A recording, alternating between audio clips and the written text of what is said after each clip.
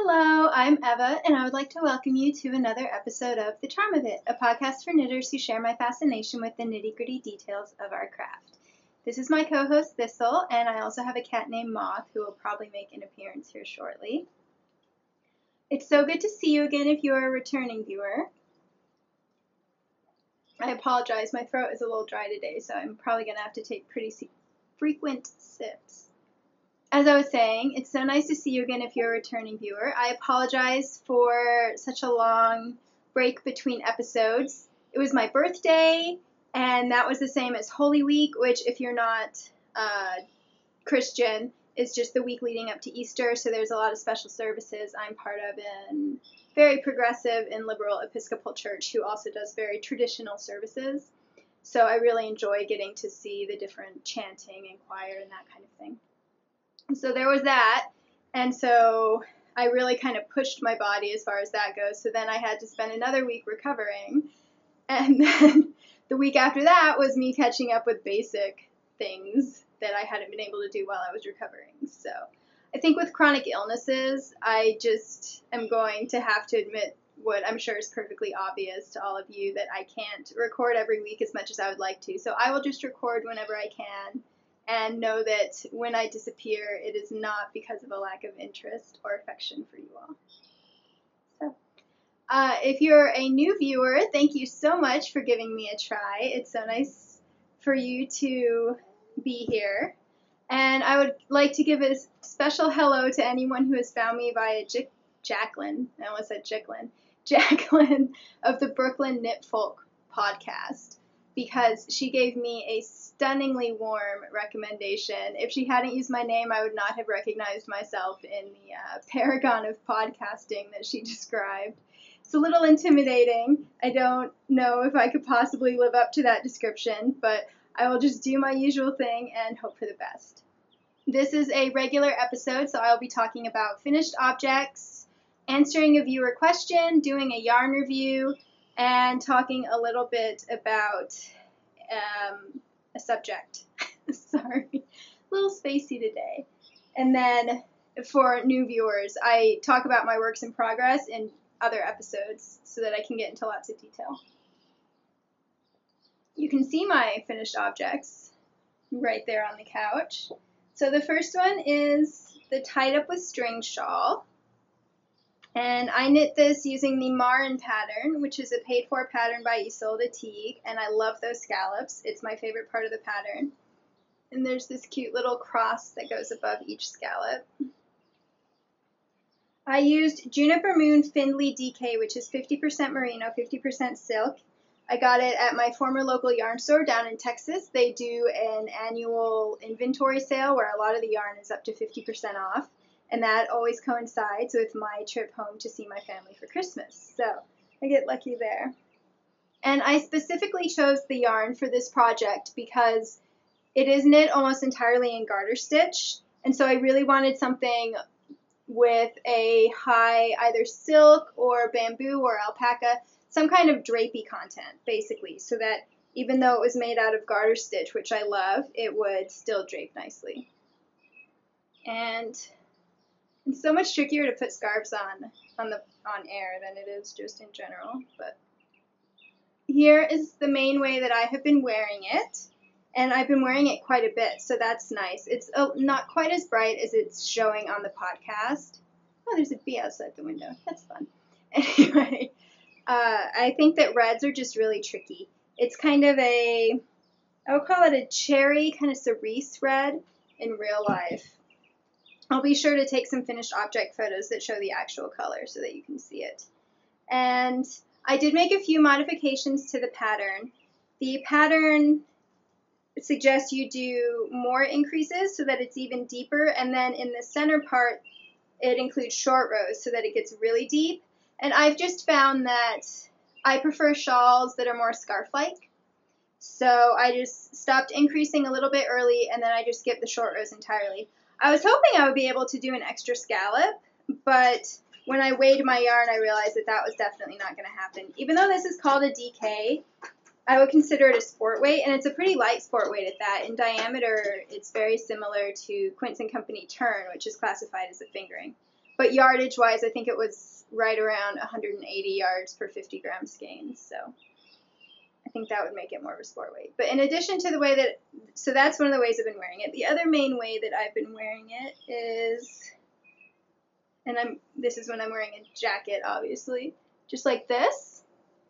And I really like that as well. So I'm really happy. I really enjoy wearing red in the winter, especially on snow days. I have a red coat that I like to wear. And so I'm pretty happy that I will be able to have this. I did also want to say that for any of my viewers who wear a headscarf for whatever reason, I think this would be a really excellent pattern, because remember, this part would be wider if you followed it as written. And I just think that those scallops framing your face are a really nice effect. So I wanted to make sure and point that out just in case anyone would find that relevant. And it is entirely reversible, which is really nice. So it's a very cleverly done pattern. There are a few things that I wish were a little different about it. Hey, Mom. Hi, babe. The main one is I wish these scallops were a little shorter, because they're so beautiful, but when you wear it, since they're so wide, they tend to get a little lost. And so I wish that they were a little shorter and more frequent, just so that you could see them better. Mom, what are you doing? And then the other thing that I would probably tweak if I were to knit it again is I followed the increases as written, and as you can see, it makes for a kind of awkward shape. Just because the rest of it is straight, and then there's just that angle. I think it would probably block out. I have not blocked this yet because I am afraid to block garter stitch, because I want it to stay bouncy and cheerful, and I don't want to accidentally block the life out of it, which I have a history of doing when I'm trying to block neckwear. Because the shape she shows at the end of the pattern is a more traditional crescent, so maybe if you stretch it enough, that'll go away. But next time, I think I would just maybe experiment with where to put the increases, just to see if that could get a more gentle edge. But overall, I really love the finished result, and I've been getting a lot of use out of it. And it was good to knit. It was a little unusual. I'm used to things being either very complex or very vanilla, and this was kind of halfway in between. But it was definitely, I enjoyed the cleverness of it a lot. And once I figured out to put a couple extra stitch markers along here, then that really made it much more of a vanilla knit, because I didn't have to pay quite so much attention to figure out where to put my increases. And this edging is ribbing, and so I think I should probably block it, because when I put it on, the ribbing is just a little bit snugger than the garter stitch, so sometimes it has a tendency to flip up a bit. But, yeah. Oh, and then if you wanted to wear it the more traditional shawl way, you could. And I kind of like that I made it this wide, because that way if I want to wear it this way, I can kind of just roll that garter stitch over. So, lots of versatility, and I'm quite pleased with the finished result. I would recommend the pattern. We'll just put that off the camera so that it's not messing with the white balance. My other two finished objects are not entirely finished because I have not woven in the ends yet, but the knitting is finished, so I'm going to show them anyway, because I think when I next record an episode, I'll have more finished objects. So first up, I finished my mushroom hunting stockings, which are basically knee highs that go above my kneecap. That's the way that I like knee-high socks, because most of my skirts come to just around the kneecap or just below it, so it's nice to have my knee covered. And there are, in fact, two of them. Here's the here. And I started these when I took my trip to Washington, D.C. about a month ago, and I finished all but the cuff of the first one, and then I started the second one. And when I got back, I had quite a bit of other more plain knitting that I was doing, so I just kind of popped them in hibernation. And then I picked up the second one again when some of my works in progress started acting up a bit, and it was very nice and relaxing to just be able to go around in circles. So the patterned yarn is Bergère de Gummi in the beige colorway. And this yarn, I had two 50-gram skeins that were a gift, so thank you. And they have the same colorway marked on them, but they're pretty different looking. It would help if I lined up the stripes, wouldn't it? They do match. At least I think they do. Yeah, okay. So as you can see, you might want to buy this yarn in person so that you can make sure that even though it's the same dye lot, it does actually match. For me, I figure once I hold it this far back, you really don't notice that much of a difference. And their socks, you know, if people are staring that hard at my calves, then more power to them. The contrast yarn at the toes and heels is Knit Picks Hawthorn in the fawn colorway. Fawn as in the mythological creature, F-A-U-N, not the baby deer. And it's just left over from another pair of socks that I knit. I thought brown would go really well with the patterning color of these and make them very autumnal. And then up at the top, the cuff is another leftover yarn, and that is Cascade Heritage Silk, which is a merino silk fingering weight blend. And this is the Van Dyke Brown, which is a really lovely rich chocolate brown. My niece had picked out this yarn. She wanted me to knit a stuffed rabbit for her a few years ago, and it had to be a brown rabbit, so we went all around the yarn store and she decided this was it.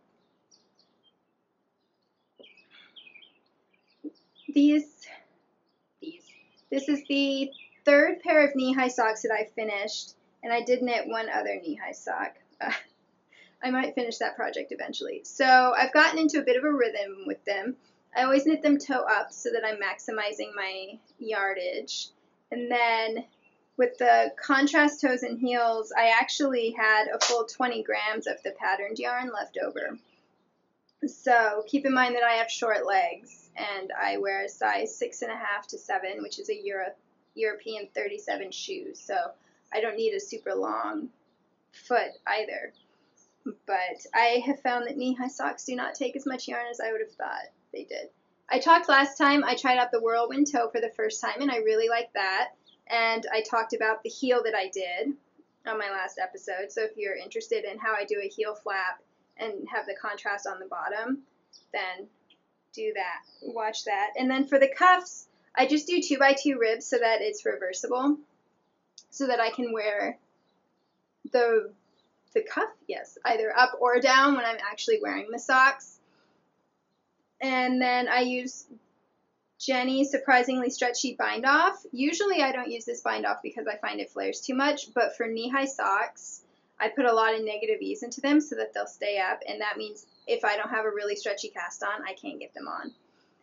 So I have found that that works really well. I did, for this pair, I went ahead and increased a couple stitches for the cuff because I had increased 2 stitches for the calf and then 2 more for the cuff, and I basically went up in needle size for the cuff as well, and that worked really well because it's really tricky to find the balance between enough negative ease that they're not going to fall, but also not so much negative ease that you feel really squished. And I think that I finally found that right balance by going up in needle size because the ribbing is still nice and snug, but I'm not fighting to get it on. So you can see there's a lot of stretch there. I have found I don't need to do that much cuff shaping or calf shaping. In addition to the 2 stitches that I went up this time, I also go up a needle size right around where a normal sock would end. So about 6 inches up from the heel is where I go up in needle size. And that is enough because if I put too much calf shaping in, like I did on a pair of leg warmers I knit, they just don't stay up as well. And I'm really happy with how these turned out. And I cannot wait to wear them. And luckily this yarn is soft enough for me to wear it against my bare skin. Or at least not. It's not super soft, but it's also not itchy. The other pattern knee-high socks that I made out of West Yorkshire spinners, I can only wear those over tights because if I wear them over bare legs, they itch right up near my knee. So I think if I knit normal socks out of West Yorkshire spinners, I would be fine. But, you know, who knew the back of your knee could be that sensitive? And that's the other nice thing about doing the cuff in a contrast, because you can use a softer yarn for that. because you don't need as much sturdiness, and if that's the place where you get more irritated. So really pleased with those. We're actually, today is unseasonably warm, that's why I'm wearing a summer dress and drinking iced tea, but we're scheduled to have some more weather with highs in the 50s, which is around 8 centigrade, 10, around there. So I might get to wear them actually before summer hits. My final finished object is The Tops of Trees cardigan, which is from a Mary Oliver poem. And I've included a link to it on my project page. If you haven't read Mary Oliver's poetry, she does very soul-stirring, nature-inspired kind of poetry.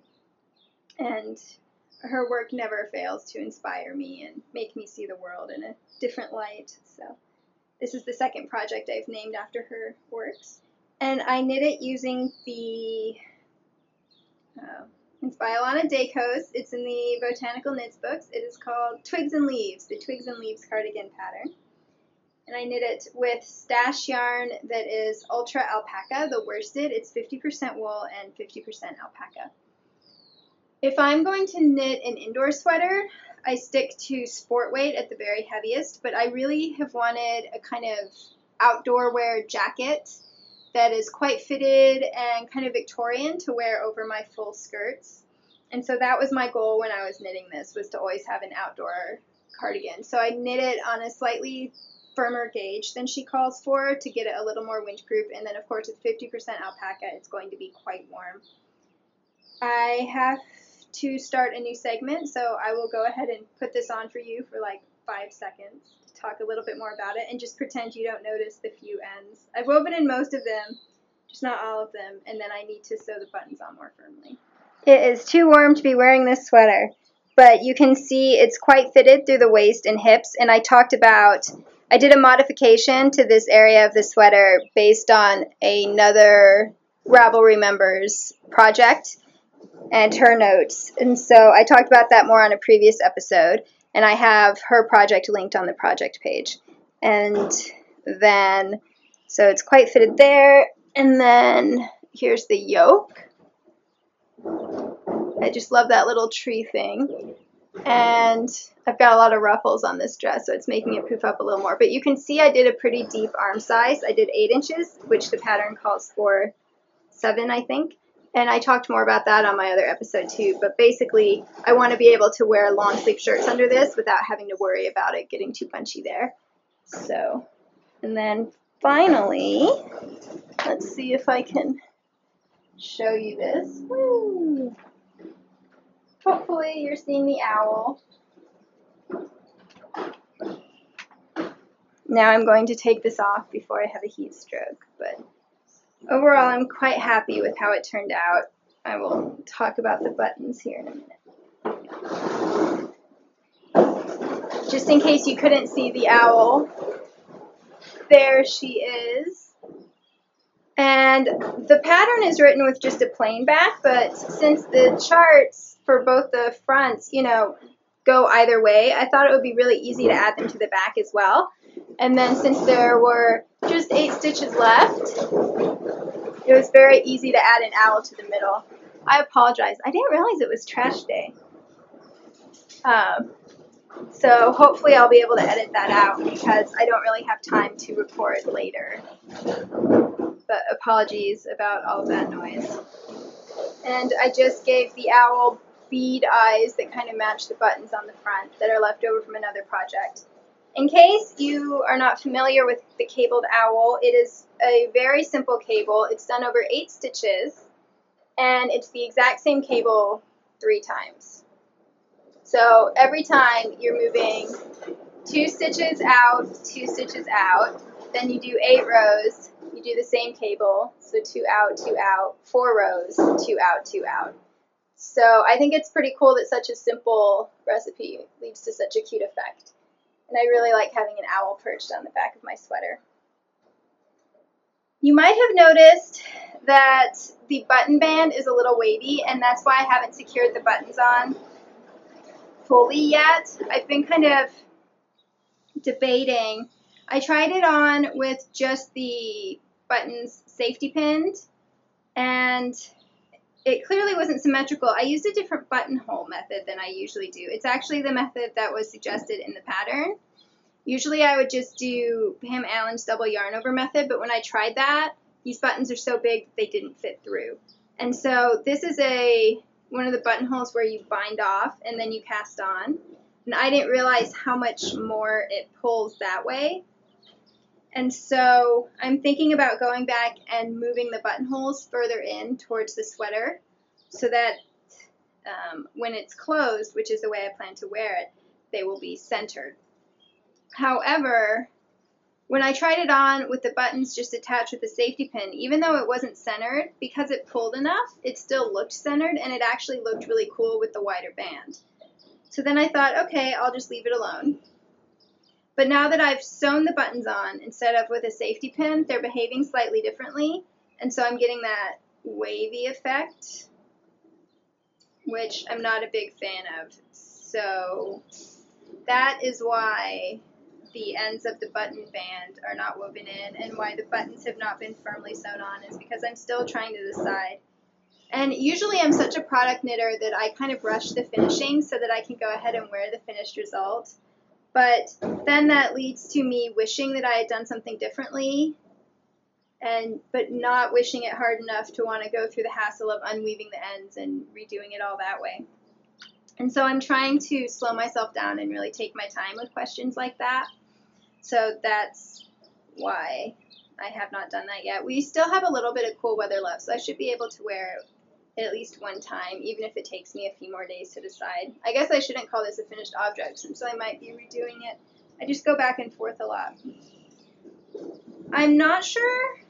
So I was really happy since I changed the yoke, the arm side depth. I was pretty thrilled with how easily this sleeve was to seam in. It went more smoothly. It's probably the smoothest set-in sleeve that I've ever done. And I just kind of winged it as far as making sure that the sleeve cap was a little longer as well. But what I did was, and I'm not sure why it took me this long to realize that, because I've seamed in quite a few sleeves at this point. I realized that whenever I pick up for the button band, I always pick up 2 stitches for every 3 rows, because I have quite squat stitches, so that ratio works really well for me. And it occurred to me that when I'm seaming in the top of the sleeve cap, you know, you're seaming stitches to rows, I should just use the same ratio instead of, usually I pin it and then I just kind of eyeball it. So I went ahead and used that ratio, and it worked so well. I was really happy with that, and it really made seaming even more enjoyable.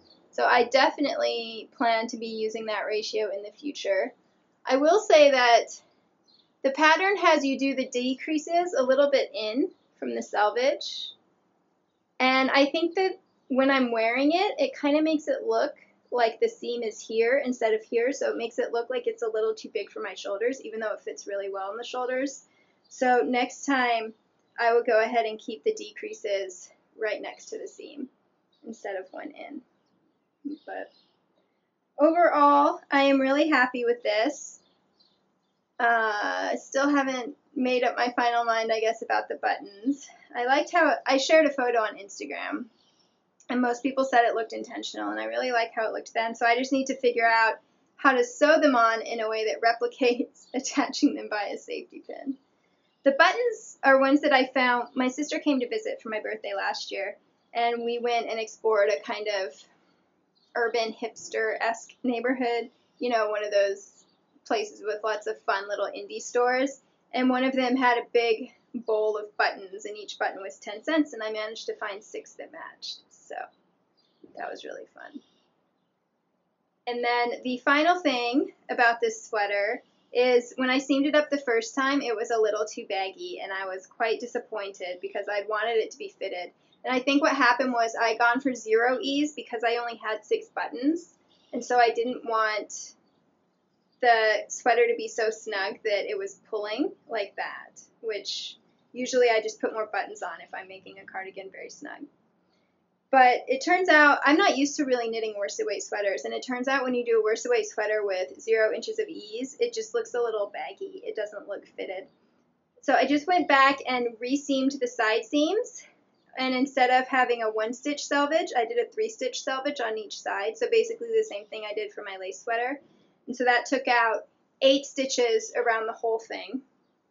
8 more, which my gauge was 5.5 stitches to the inch. So that kind of 1.5 inches, which would be, about 4 centimeters, just made all the difference in terms of fitting. So now I'm pleased with it.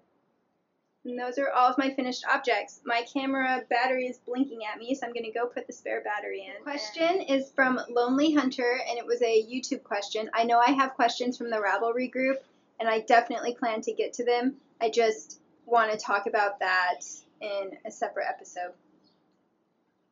Anyway, so she says that she is a beginner knitter and would love to know if I could suggest either patterns or books for easy cardigan and sweater projects, and perhaps talk a little bit about my first projects when I was a beginner.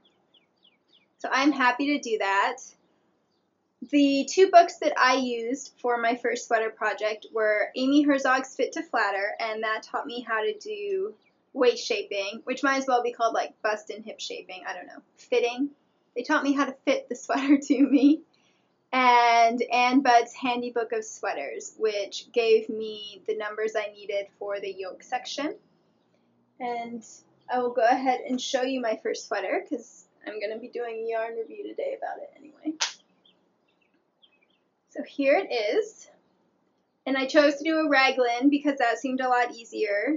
So there were no seams for this. And I was also afraid of picking up stitches at the time, so I did the button band built in, which is funny because then I went and picked up stitches for the neckline. And I would not recommend doing a built-in button band because it means that if you forget to do a buttonhole, especially when you've got the entire sweater body, then you have to rip back approximately a bajillion stitches. Whereas when you're just doing the bands later, it's so much easier to sort out the holes. And I don't know, that is what I would recommend. But overall, it turned out really well. So I would suggest as a beginner to just find an expert who you trust and do what they tell you to. So let me show you how it fits. And I did lots of gauge swatching as well. And I made my sleeves extra long, so I've got the cuffs folded back right now. And obviously I didn't do this in plain stockinette, so I really liked the Amelia cardigan. Amelie? I think it's Amelia, by Laura Chow, which is a free pattern on Knitty. But it's written for worsted weight, and I knew I wanted to do a fingering weight sweater. I lived in Texas at the time, so even now I prefer fingering weight, but especially then. And here's how it fits. So I took the pinstriping detail, which hopefully you could see when I was standing up, from that sweater, and I converted it to fingering weight gauge. All I did was I looked at how many stitches she had used in the panels, and I looked at her gauge, and then I added stitches for my panels so that my panels would be the same width. And then at the time I was convinced I would be bored by stockinette. I had never done any plain stockinette projects. I had only done patterned things. So for all of the fabric in between the pinstripes, which are twisted rib, I wanted to find some kind of pattern to do. So I got one of the Barbara Walker stitch dictionaries out from the library, and I had to swatch a lot because this yarn is a very wonderful mule spun loose 2-ply. So a lot of stitches, and it's heather, just aren't going to show up. And so I swatched quite a bit, but I finally found this little wildflower dot. So that's what I did on all of the plain stockinette bits. And you can see those raglan lines. So that's my first sweater project. I am a very particular person about a lot of things. And so that's why right from the beginning I was doing modifications and designing on my own, is because when I was looking in the Ravelry database, I couldn't find a sweater that I liked and that had all the features I wanted. I wanted a crew neck, not a V-neck, and at the time I didn't realize how simple it is to turn a V-neck into a crew neck, so I wouldn't get any pattern that didn't have a crew neck. and then I wanted it to be fingering weight, and then I wanted all these different things, and it just seemed simpler to design my own once I had gone through about 60 pages of patterns on Ravelry with no luck. And thanks to those resources, I mean, it turned out it fit exactly how I wanted, and I was really happy with it. And it definitely gave me a lot of confidence to knit more sweaters. So the Ann Budd books are great because they include directions for, I think, gauge starting at either 3 or 4 stitches to the inch all the way up to 8. And then the chest circumference starts with children's sizes and goes all the way up through adult. And so it's really easy to find your numbers on that chart and figure out what you need to be doing for sleeves and then for this whole yoke area, which is definitely the most challenging part of a sweater as far as the math goes. So that way you don't have to work that out on your own. You can just use her numbers. Her sweaters don't include waist shaping, so that's where the Amy Herzog pattern comes in and really helps you figure out what you want as far as that kind of thing. So those are the 2 books I would recommend. As far as specific patterns, as I've said, I don't tend to use patterns for sweaters. Or if I do, I end up modifying them most of the time quite a bit. It's very rare for me to just follow a sweater as written without dramatic changes. And so what I would suggest is if you do want to follow a pattern as it's written, find one that has a lot of projects that have been made with it, and then look at all of those projects, and if pretty much all the projects look good to you, then the pattern is written in a way that's going to be easy to replicate. That's what I would do. That's what I did. I'm not very good at knitting stuffed animals, softies, especially. I've gotten a little better, but when I first began, I was terrible at them. And so I learned to only pick patterns where I liked everyone's results, because people who are very good at making softies can work wonders with a mediocre pattern, but people like me that need a lot of hand holding, it's important. So that's how I would judge whether a pattern is going to work for you, because as a beginner, you want to make sure that you are getting the most clear, concise directions possible, because you're going to have possibly a little bit of frustration figuring out different techniques if you decide to do a pattern sweater, but you don't want to have frustration because the pattern is poorly written. And obviously I am a big fan of Amy Herzog, so she has custom fit now. She didn't have custom fit when I did this sweater, and she also has 2 other books that were not available when I knit that sweater. And I can't remember their names, but the 3rd one includes formulas the same way that the Ann Budd book does, only I think they include waist shaping as well. So that could be another excellent resource for you. Or just any of her patterns, or if you wanted, you could generate a pattern specifically for your numbers with custom fit. And those are written to be seamed, but I'm pretty sure they include directions for how to do it in the round if you want. And I think she has a raglan option now too, so you wouldn't even have to do a set-in sleeve if you didn't want to, depending on your level of comfort with those types of things. I would also just give a general word of encouragement. Even if you're a beginning knitter, you can manage, any kind of pattern. You don't have to pick one in plain stockinette if that's not what you're going to enjoy wearing. If you are going to enjoy wearing it, great. But don't avoid the pattern that you truly love because you're worried you're not going to learn it. It might take you more time and more mental energy, you know what I mean? And you might rip a little bit more than a more advanced knitter would do, but as long as it's a well-written pattern, with YouTube and all of the tutorials that are available today, as long as you have access to the internet, I am positive that a beginning knitter who, as long as your gauge is the same throughout a big project, you can take on any kind of sweater you want to. It's just as long as you're willing to have the patience to redo it if you need to. I got cut off towards the end of that. By redo it, I don't mean redo the entire sweater. I just mean to redo a section, like you might need to try out a button band more than once or that kind of thing. So,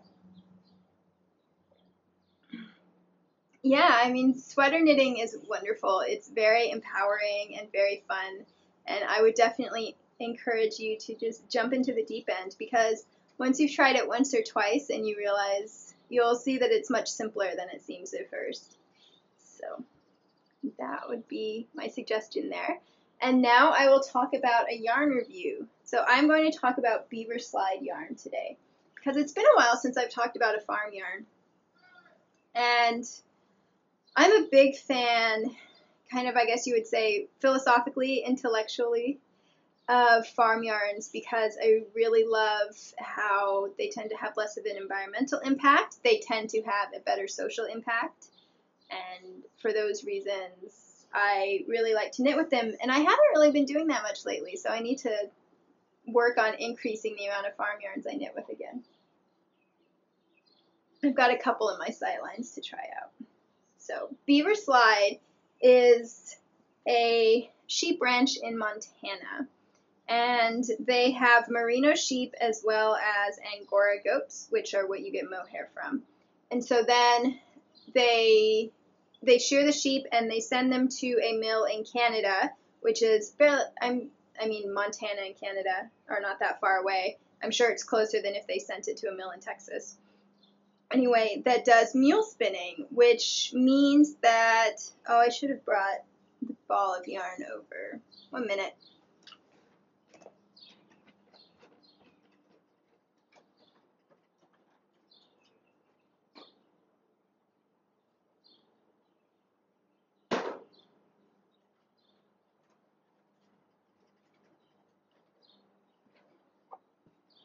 And we're back. One day I will be excellent at planning, making sure I don't spill my tea on the couch. Okay, so mule spinning is a method of spinning that results in a really lovely kind of loose, rustic feel to it. If you enjoy Brooklyn tweed yarn, I'm sure that you will like Beaver Slide. Let's see if we can.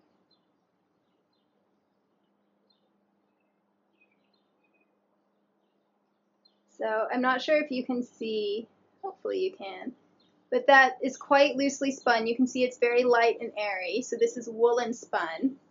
And if I can find the end, there it is.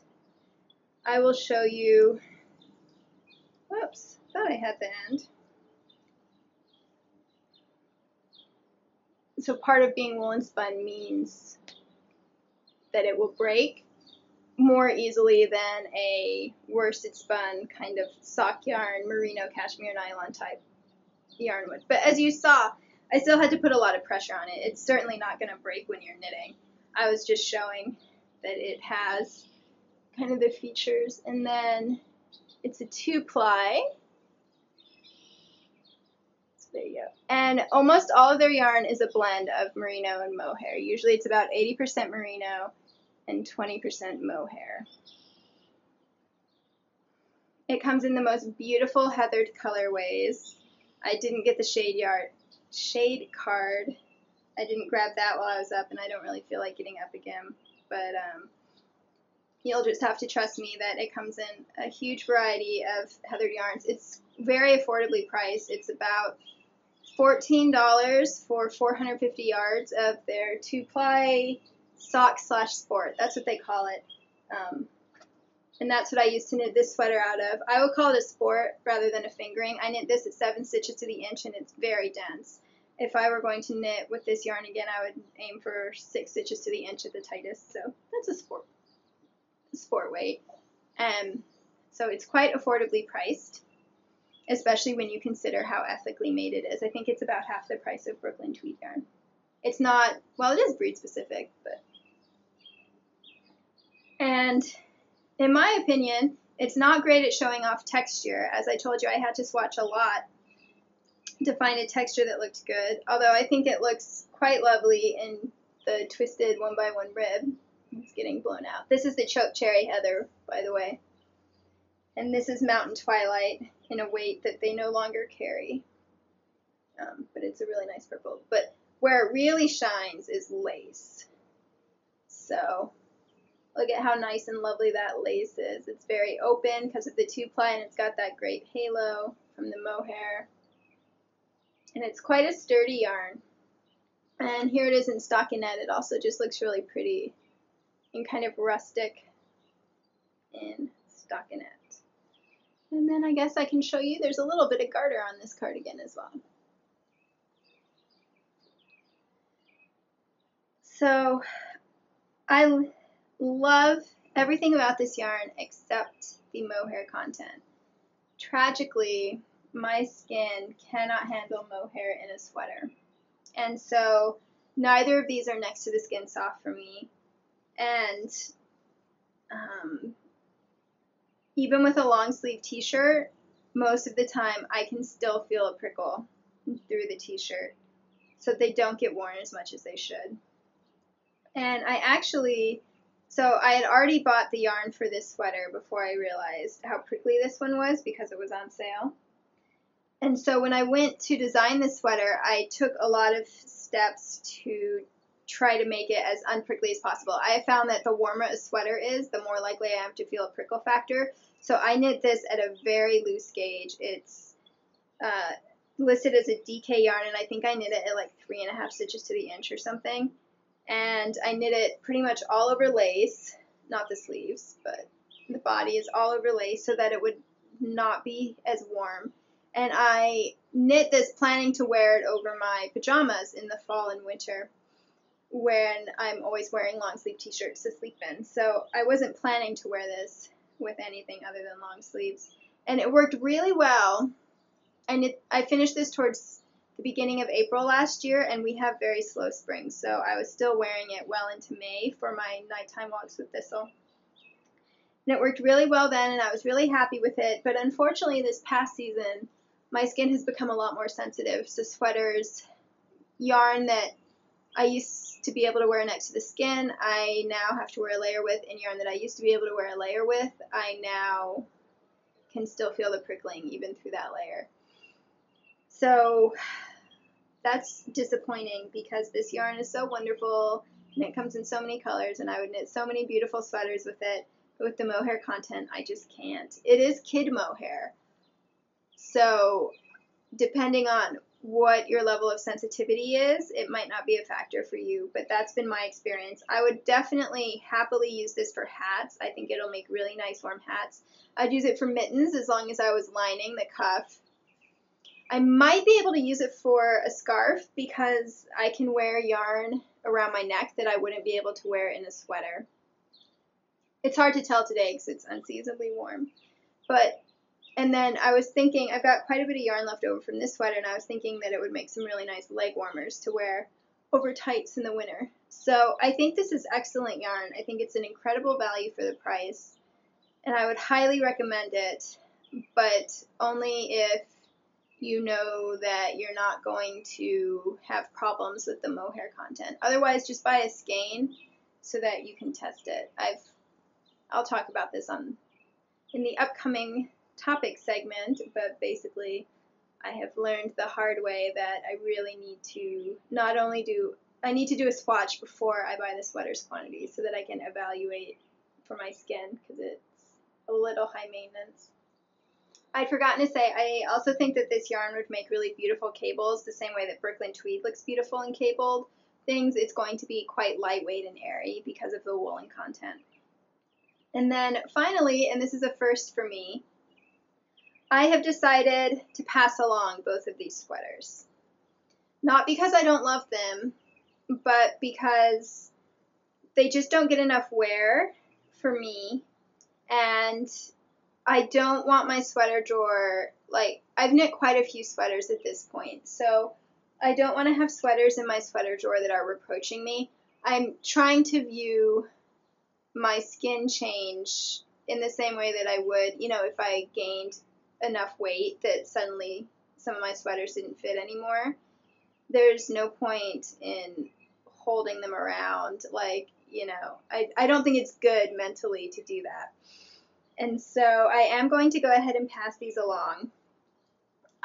This one has about just over 1,100 yards of DK weight yarn in it, and this one has just under 1,000 yards of what I would call sport weight yarn in it.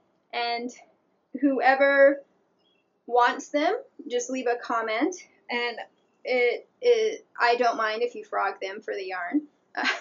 If you want to wear them, that's wonderful too, but either way, it is not going to hurt my feelings in any manner.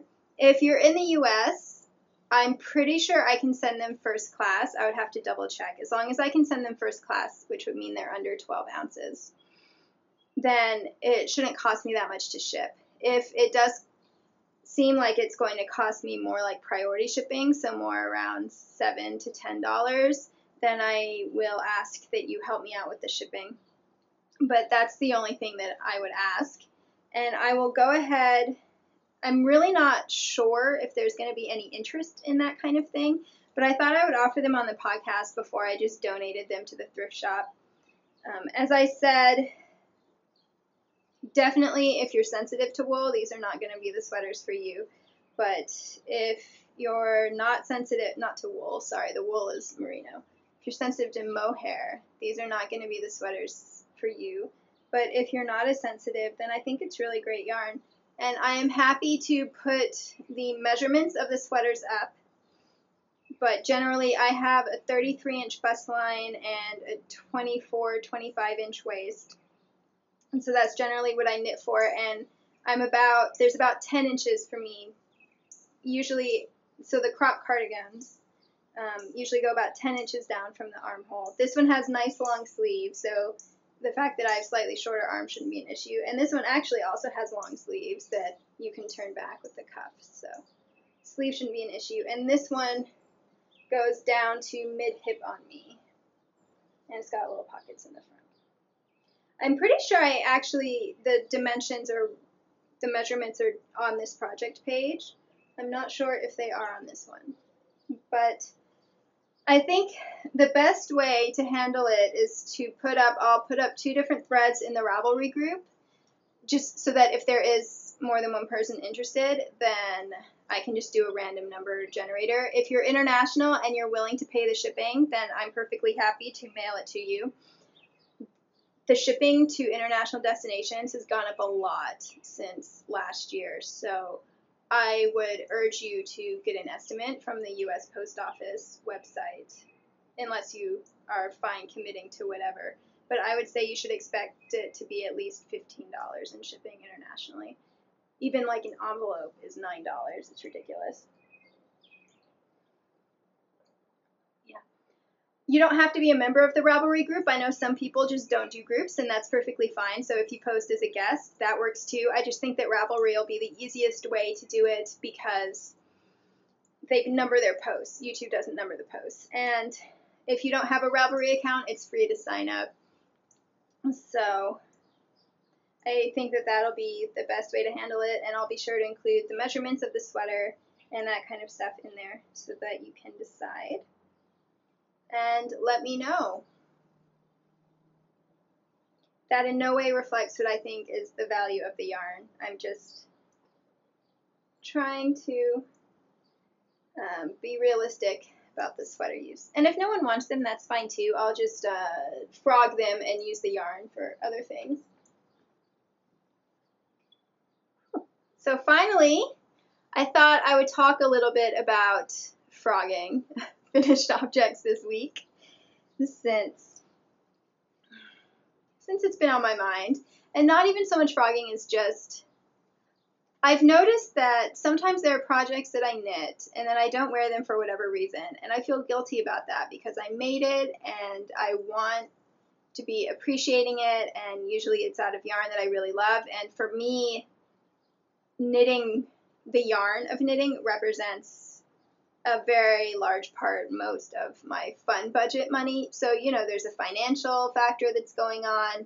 And for all of those reasons, I can sometimes have negative feelings towards finished objects that I see in my wardrobe that I'm not wearing. So lately I've decided to do something about that. So as you can see, I'm going to see if I can find new homes for these. My thistledown sweater, which I knit out of Blueface Leicester Sport Weight, and I wore it a ton that first season that I had it, and then this season it's been itching me, so I haven't been wearing it as much. I've decided I'm going to take that apart and knit it into a cowl instead, because as I said, I'm much better with neckwear than I am with sweaters as far as my tolerance level goes. And I love that color yarn. I would love to have a pink cowl And as soon as I thought of that, I was just incredibly excited about the idea. So I know that that's the right decision for me with that one. I have also decided I'm going to frog my Elsa wool jumper, not because it itches me. I love Elsa wool. It's 100% Cormo. I reviewed it on a previous podcast. And I knit it up into a Guernsey-inspired jumper a couple of years ago. And I've worn it so much. However, I wear cardigans even more than I wear jumpers for a few reasons. And then when I was going to wash it this last time, I noticed that the seaming right along here had busted. And I mean, that's pretty easy to fix. But it made me take a minute to think about, should I fix it, or maybe I should reimagine this sweater? And in that case, I have a whole other skein of yarn that was left over from the project. I bought 3 skeins, and the sweater only took 2. So that makes it even easier for me to imagine knitting it into a new sweater, and so I'm going to knit that into an Audrey and Ernst sweater. And I'm so incredibly excited about that, too. I was thinking about, because the Audrey sweater would only take 2 skeins of the yarn, so I was thinking about ordering another skein, but it turns out she is discontinued that particular natural shade from her website. So that just really confirmed to me the idea of making sure that I am using my finished objects as much as I possibly can. And as much as I enjoy wearing that jumper, I would enjoy it even more if it was a cropped cardigan. So what else have I been re-evaluating lately? Oh, I will show you when I start the next segment. Last January, I believe. Sorry, I'm fixing my heating pad because I got up again. Okay. I knit a shawl out of Quince & Company Piper, which is a heavy lace weight yarn that's 50% merino and 50% kid mohair. I know, good thing I didn't want it to be a sweater. But I knit it into a shawl that the pattern called for sport weight yarn, so I held it double. And I absolutely loved the yarn. It's this beautiful gray. It's a kind of purpley gray. There you are. And it's so delicate and airy. So I love the yarn, but I almost never wore that shawl. It was a crescent shawl, and I had added some extra repeats, and so it was really long and quite deep, and it just didn't work for me. It basically hurt me to put it on and off because I have limited neck and shoulder mobility, and so having to wrap it more than once was really hard on me, so I almost never wore it, and it just reproached me from the drawer. So I took it apart, and then I decided I wanted to knit the scarf that I had originally had in mind when I got the yarn, which is a stole type, so it's just going to be a really long rectangle. It's a free pattern from Knitty. It's the Juno Regina one. But that one calls for lace weight yarn. So I had to separate the 2 strands of single ply 50% mohair, 50% merino that had been, knit up, blocked, washed a couple times, and then unskeined, the yarn rewashed.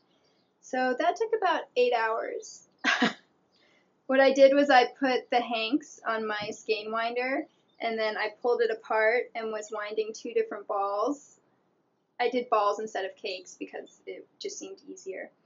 And every few feet, sometimes every few inches, occasionally when I got lucky, every couple of yards, I would have to stop and clip these fuzzy felted bits. It wasn't the yarn felting, it was the fuzz. It had all joined together in almost like little mats, but you could remove them. So it took a really long time, but it felt very empowering. It was completely worth it, and now I'm so excited because I have started a new scarf, and I know I'm going to wear it all the time. And at the end of the day, for me, knitting and playing with fiber is a hobby. So if it takes me 8 hours to wind the yarn, that's 8 hours of me getting to play with the yarn.